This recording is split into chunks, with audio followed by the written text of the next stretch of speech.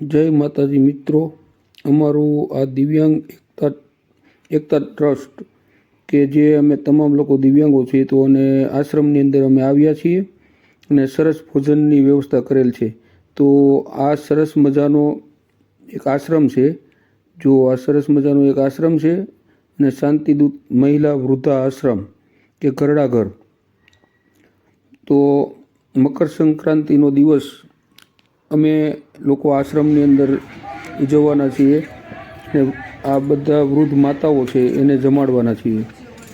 તો અમારા તમામ દિવ્યાંગો કે અમે આશ્રમની અંદર ભોજનની વ્યવસ્થા કરવાના છીએ અને સરસ મજાનું આ મંદિર છે આશ્રમની અંદર અને સરસ મજાનું વિશાળ સુંદર જગ્યા છે અને રામદેવજી મહારાજની પણ એક મંદિર બનાવેલું છે. રામદેવજી મહારાજનું પણ મંદિર બનાવેલું છે અને સરસ વૃદ્ધ માતાઓને દર્શન થાય એટલા માટે આ મંદિર બધું છે. તો અમે લોકો આ આશ્રમની અંદર આવેલા છીએ અને અહીંયા સરસ મજાનું ભોજનની વ્યવસ્થા કરેલી છે અમે લોકોએ કે અમારું દિવ્યાંગ એકતા ટ્રસ્ટ એટલે કે આ જે અમારું મંડળ છે દિવ્યાંગોનું, તો અમે બધા સાથે મળી અને આશ્રમની અંદર ભોજનની વ્યવસ્થા કરેલ છે. અને આ ઉત્તરાયણનો મહાપર્વ એ આશ્રમની અંદર માતાઓ સાથે અમે ઉજવવાના છીએ અને આ સરસ મજાનો જોઈ રહ્યા છો કે આ આશ્રમ છે અને આ બધા માતાઓ છે કે વૃદ્ધાશ્રમ કહેવાય આપણે, શાંતિદૂત મહિલા વૃદ્ધાશ્રમ. તો ત્યાં જમણવારની વ્યવસ્થા અમે લોકોએ કરેલી છે અને બધાનો સારો એવો સહકાર અને સપોર્ટ પણ અમને મળી રહે છે. અને અમારા જે દિવ્યાંગ લોકો છે એનું એક અમારું આ સરસ મજાનું બાબુભાઈ એક મંડળ ચલાવે છે અને શિરીષ કાકા પણ સારો એવો અમને સપોર્ટ કરે છે. અને ચાલો હવે આ ભોજનની વ્યવસ્થા ગોઠવી દીધી તો પહેલાં બધા લોકોને માતાઓને ભોજન કરાવી દઈએ અને પછી અમારું જે મંડળ છે મંડળના તમામ સભ્યો અમે પણ સાથે ભોજન લેવાના છીએ. તો જોઈ રહ્યા છો તમે લોકો કે ભાઈ ભોજનનો કાર્યક્રમ ચાલુ થઈ ગયો છે અને સરસ મજાનું ભોજન બનાવેલું છે કે ભાઈ દાળ ભાત શાક રોટલી અને પાપડ અને મીઠાઈની અંદર ગાજરનો હલવો ને એ બધું બનાવેલું છે અને માતાઓ જમી રહી છે હવે. અને એ લોકો જમી લે પછી અમે લોકો પણ જમવા બેસી જઈએ. અને આ મકર સંક્રાંતિનો દિવસ હોવાથી આશ્રમની અંદર અમે લોકો આવેલા છીએ અને સરસ મજાનું અમારા ટ્રસ્ટી લોકોએ આવો સરસ અને સુંદર વિચાર કર્યો અને આશ્રમની અંદર સાથે ભોજન લઈએ.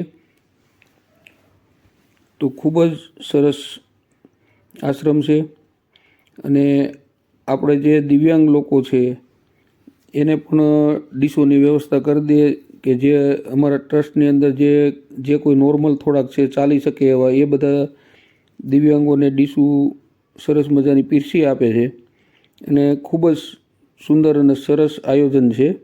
અને હર હંમેશને માટે શિરીષ કાકા અને બાબુભાઈ આવા સુંદર કાર્યક્રમનું આયોજન કરતા રહે છે. અને પ્રવાસ દેવસ્થાને લઈ જવાના અને કોઈ દૂરનો પ્રવાસ હોય તો બસની વ્યવસ્થા એ બધું કરી આપે છે અને સરસ આયોજન ગોઠવે છે. અને આયોજન જે ગોઠવે છે એ પણ સરસ અને સુંદર સફળતાપૂર્વક બહુ જ બધા લોકોને મજા આવે છે.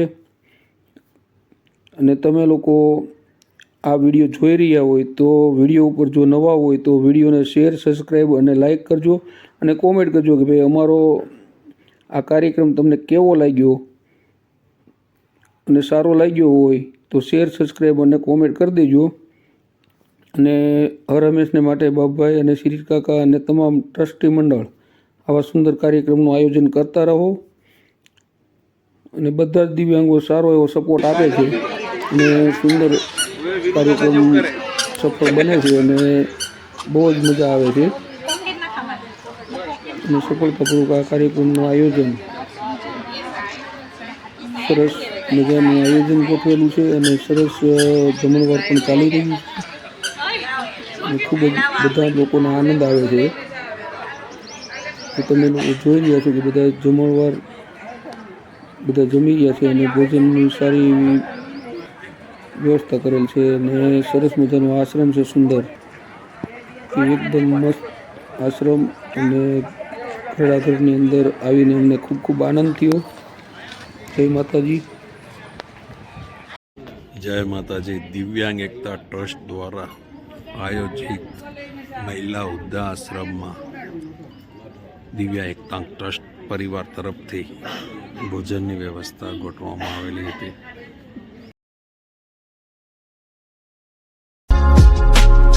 તો વિડીયો તમને કેવો લાગ્યો?